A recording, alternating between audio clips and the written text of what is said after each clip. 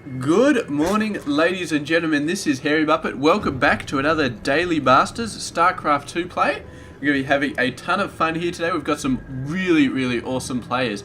It is going to be Sen down the bottom left side of the map. And I can't remember if we checked out much of Sen recently, but we're going to be checking him out now. So Sen is from Taiwan. He's currently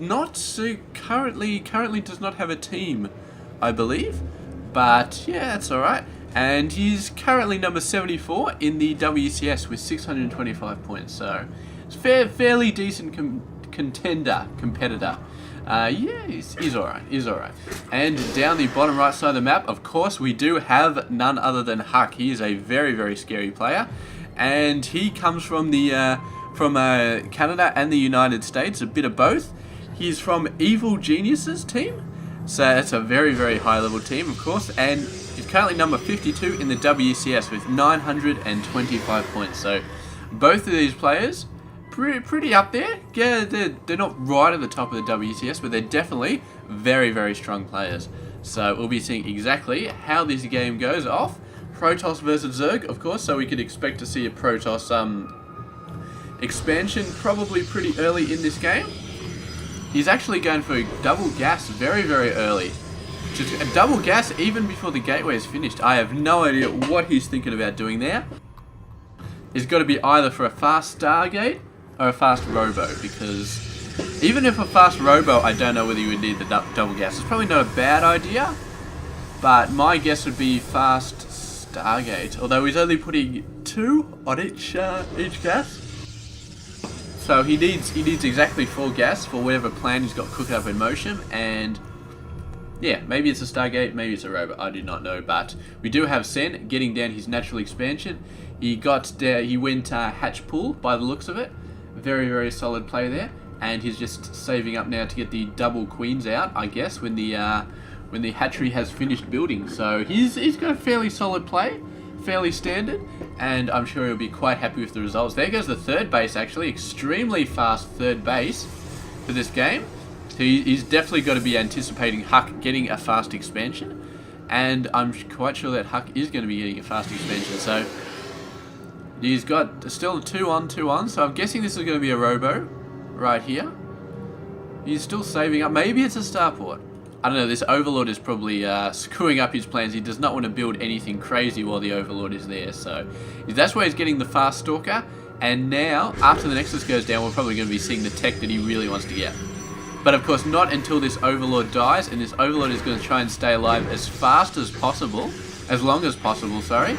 Just to see what sort of tech HuK is going for. He definitely does not want to get his tech spotted, though. And he's just... Oh, he just misses out, and that's going to be valuable time lost on building those tech options, because he cannot build it until this Overlord goes down. So the Overlord's about to go down. There it goes, going down.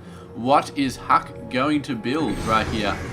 He's got the Mothership Core. Maybe he's not going to build any tech options. I would have thought he would, but maybe not.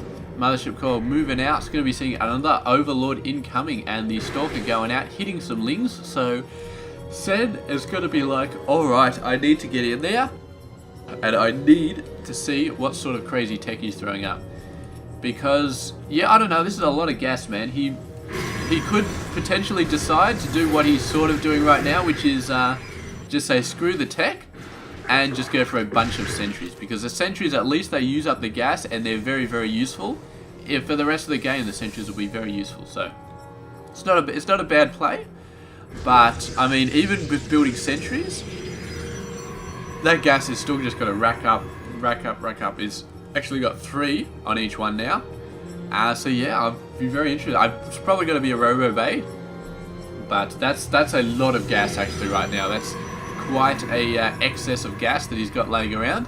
And I can't think that he went for that much gas without having a plan for it. So whatever his plan is, it may have just been sentries, but then again, it may have just been somewhat delayed, or just annoyed by that Overlord is not actually happening. So let's go back into it. Let's see what's happening. Got a nice bit of guys being morphed in. We do have 4 gates out for HuK. 4 gates off 2 bases, so he can put out a nice bit of pressure Oh, this Overlord is going to die because, of course, the Stalker has the high ground vision. Very, very nice. And so far, Sen getting up a very nice amount of income, but his defensive capabilities, I do not know how they are. He's got 2 spine crawlers, third coming up. Whether that's going to be enough, I really don't know. He's mainly got queens to do the damage right now. So, we will see. I mean, these zealots, once they get in nice and close, they do a crap load of damage. I mean, he's transfusing this to keep it alive. And that's been okay. It's been sort of effective. But now he's going to go for queens. And there's just so many zealots out here. A couple of sentries, a stalker. And the zealots are starting to get knocked down. But they're doing alright. And workers coming off the line to chase this force away. So obviously Sen, a little bit worried about all that stuff. Finally manages to take out most of these guys. Some reinforcements going to be coming out. But the Lings just trying to go for the sentries. Taking out the sentries. And queens. 4 queens. Just shredding the zealot numbers. So it looks like Sen will be able to hold this off with queen support. If it wasn't for the queens, he'd probably be able to push back. But those queens, man, just too nuts. Here we go. A couple more guys going in. Force fields trying to stop the Lings from getting in there, trying to trap the queens, making sure they can't escape. 2 queens do go down. Very nice play there from HuK. And with 2 queens going down, we'll see if he can put a bit more pressure, but 3 more queens are being built. So Sen knows that he has no other option other than getting a ton of queens out there to really defend his base. He's got no tech to speak of he can really play with, so it's got to be the queens. And here we go, trapping a lot of the Lings, and they're just going to get absolutely massacred. And the zealot numbers are starting to creep up. They're starting to get nice and huge. We do have a couple more spine crawlers going down. Another macro hatch going down there. I'm not sure how that's going to help him. He really needs like a roach warren or something like that. Roach warren would totally change the activity of this game right now. He can just pump out roaches and really, really just force this attack back quite easily. But he's continuing to go for Lings, and it's really costing him right now. He's really taking a lot of damage that he doesn't want to take. Queen's going down left, right, and center. Ling's getting owned. And I mean, the fact that he doesn't have a roach warren right now means he just cannot produce the units that he needs to really deal with these guys. I mean, even Banelings at this point would be able to help quite a bit, but he just does not have them. And HuK right there, just pushing in, doing a ton of damage. And I mean, I gotta say, it's I mean, obviously he thought he could fend it off, but I mean, you gotta have some sort of a better plan than just Lings and Queens versus Zealots. I mean, it's a good plan for the first couple of waves, but when it started to be unclear that HuK was really going to push it, I mean, you need a better plan. You really do, and a better plan has got to be roaches. It's just got to be, because it's just so much pain going on. It's maybe finally pushing out. I think that's because HuK is just, well, he's morphing in a bunch more units, keeping the force field up there. So he's doing alright, but he's just teching up in the background as well. He's going for 2 Twilight Councils? Jeez, he really wants those upgrades nice and fast. It actually seems like a bit of a waste, but I don't know. Maybe he really wants Blink, and he really wants Zealot Lings as well. Oh, this force, he needs to start warping in some units back here, because those Lings are going to be extremely crazy. There we go, completely blocked. Instantly, we need to see a ton of sentries or stalkers morph back here. A couple more zealots. There we go, the force field doing a great job, and the Lings just going to be running out. Meanwhile, we've actually got attacks here, but the sheer amount of Lings is just overwhelming everything at the moment. So Sen has been holding out. He's lost a ton of workers, but he's continued on with the Lings. And now it appears that he just has a massive amount of Lings, and he's just going to go for it. He's just going to continue after Ling pressure. He's getting a lair out now. We can only assume this is going to be for mutas. We can only assume it's going to be Mutaling. Chose not to go for roaches, even when it seemed like a really good idea. Kept with the Lings, and now he is held off a little bit. Now he's got a good bit of Ling pressure he can put out, but unfortunately Lings only go so far. I mean, he does not even have a Baneling nest at the moment. He really should get one of those at least, because you know, this many Lings is not going to make it into the end game. You need Banelings. Here we go, Mushroom Corps just going nuts, and HuK going for Storms. Storms definitely helping with that amount of Lings, but I think he's mainly worried about the mutas and stuff. He can storm those, and also he can get out Archons, so it's going to be absolutely awesome. So you can finally start putting that gas to good use. He's had so much gas for so long, never really been able to just spend a ton of it, get it right down there. But he's gonna be doing it now with all these high Templars he's gonna be building. So yeah, and there we go. Thinking about a third base, very nice. The link push is coming out. We've actually got an infestation pit as well as a baneling nest. So we could be seeing baneling plus infester or baneling plus swarm host.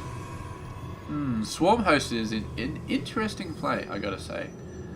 But the fact that he's getting melee upgrades, I don't know actually, because infestors, the infested Terrans, use the range upgrade, and the swarm hosts their locusts use the range upgrade as well. So neither one of these options really benefit from the melee upgrades, although I suppose the Lings and the Banelings continue to do so. Oh, the Zealot's chasing down the Queen. He's going for the safety of the base. I don't know if that really helps him. The Ling's going in. The Zealot should be able to hold off a little bit, but look at these guys. And when you don't attack, of course, you're going to die, but they were just trying to escape. They knew they had no chance. And here come the Banelings. Ton of Banelings. This is going to be bad for HuK. Oh, he's just going to run.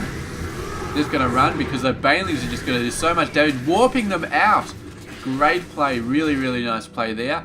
Managing to save a lot of those units. They would have just died to a baneling hit really fast. But now he has to go and defend his third base. And I don't know if he's going to be able to do it. I just don't. I mean, this many Lings is just a crazy amount. And when you mix banelings in there, suddenly, I mean, look at that. All of their shields gone from one baneling hit. And here comes the rest of the banelings. Oh man, he'd almost want to just sack the Zealots to keep the Archons alive.